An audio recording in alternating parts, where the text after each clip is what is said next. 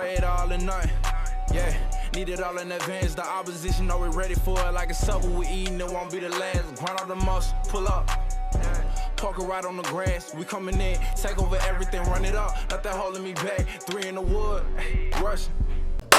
Welcome to Takeover, the most underrated sports debate show on YouTube. We know we're missing a person right here, but it only takes 2 to take over. You know what I'm saying? The second Takeover episode in Black History Month. Yeah. Yes, absolutely. Go. I don't know what else to say. Should we get into the topic? I think we should get into the topic. So, you want to introduce that? I got you. The Super Bowl, America's game, the most watched event in America and in the world because nobody watches soccer. Philadelphia Eagles, Kansas City Chiefs, going to be matching up this Sunday. Cam, who do we got? Josh, I hate it when you're right. Like, it literally hurts. Like, it irks my soul a little bit. It really does, especially in my sport, football. If you're right in baseball, I can kind of care less. But when you're right in football, it just hurts me a little bit more. But you predicted the Eagles would go to the Super Bowl, and they've gotten there, and this team's going to win the Super Bowl. As I've said in earlier episodes, offense wins championships. I say that now because the defense is extremely hampered by all the rules and penalties in football. And the Eagles have killed everybody on offense by these 3 letters.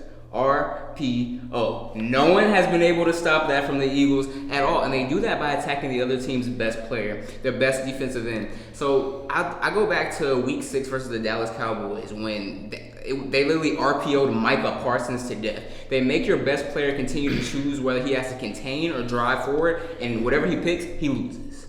And I think that's exactly what they're going to do to Chris Jones. And I think you harped on last week the Chiefs secondary being extremely young. This young secondary is about to have to guard A.J. Brown and Devontae Smith. And I believe Devontae Smith will end up being the MVP of this game and have the better overall game of any receiver because I think they'll be so compressed on trying to stop Jalen Hurts in the RPO. They'll try to shadow A.J. Brown. And you're going to leave a Heisman-winning receiver one-on-one versus a corner. I think it's a recipe for disaster. I think Devontae Smith will be the MVP of this game. When you come on the Philadelphia defense, Patrick Mahomes will have to have one of the greatest games I've ever seen to beat this defense. You talk about Darius Slay playing like a top 3 cornerback this season. The Eagles have one of the best pass rushes that I've ever seen. Hassan Reddick has, 16 sacks on the season this year? And I think it'll be too much to ask outside of Travis Kelce for Corvette and Marquez Valdes-Scantling to really push this Philadelphia defense and win. I think the Eagles are going to win this game.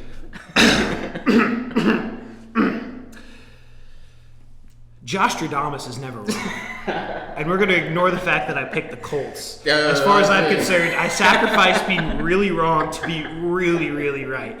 Either way, Philadelphia, they're my ride or die, so of course I'm going with Philadelphia. I'm going to push back on one thing you said. Okay. I think Dallas Goedert is going to be the MVP of this game. That's interesting. And it's very simple. All right, I was reading an article today in The Athletic. Ted Wynn is one of the head NFL writers over there. He breaks down film in his articles.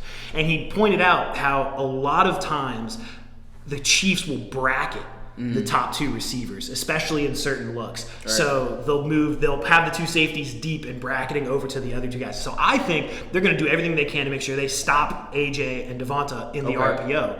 I think Sirianni's going to have to adjust. I think he's going to do that with Dallas Goedert because there's nobody on that defense that's going to be able to guard him. Willie Gay is a solid linebacker. Dallas Goedert might be one of the more underrated tight ends currently in the league.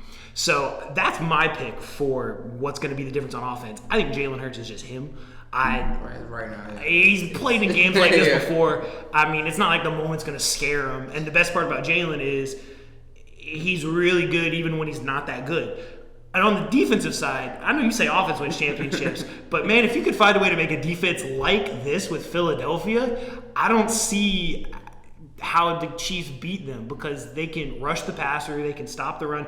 They've got Linval Joseph on the defense. Do you know their defensive tackle rotation? It's Javon Hargrave, it's so Fletcher Cox, Linval Joseph, and Jordan Davis.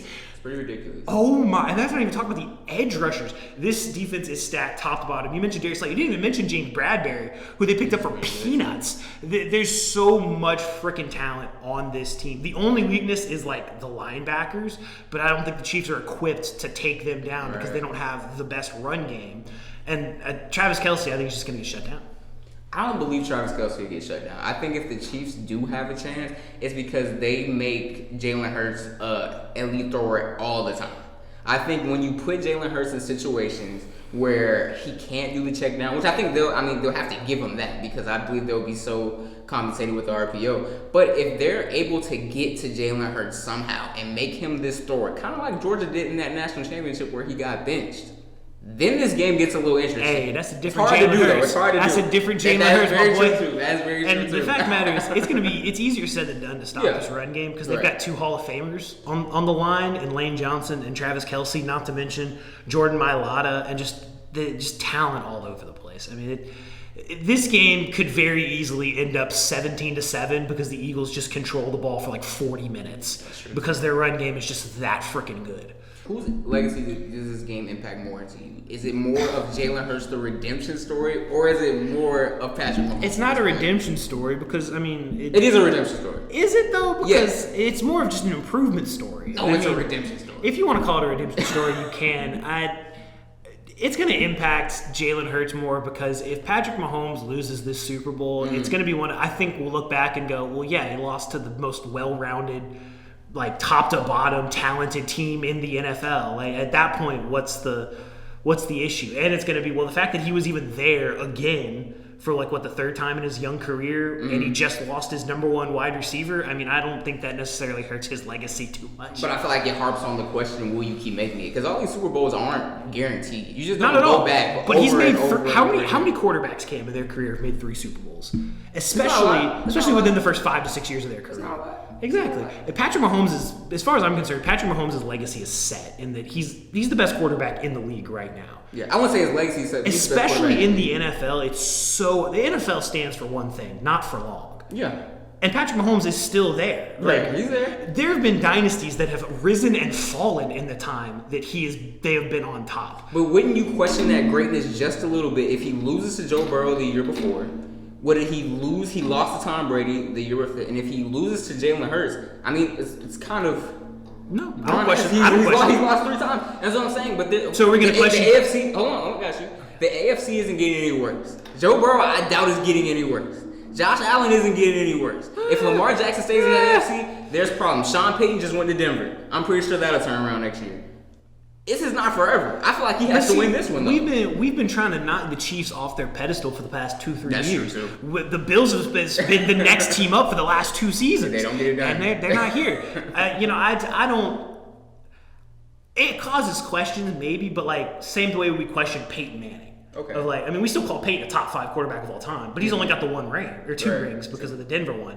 But Indianapolis, he just kept falling to Tom. Right now, Patrick Mahomes is at minimum. He's the best quarterback in the league. Right. Absolutely. And again, he keeps going to AFC Championship games. He keeps going to Super Bowls. It's not like, he went to the AFC title game and then he got knocked out in the wild card. But then the next year they made the Super Bowl, but then they didn't make the playoff. Like he's constantly at the top. Again, they've been the team for the past 5 years, and we keep trying to find a team to knock them off the perch. First, it was.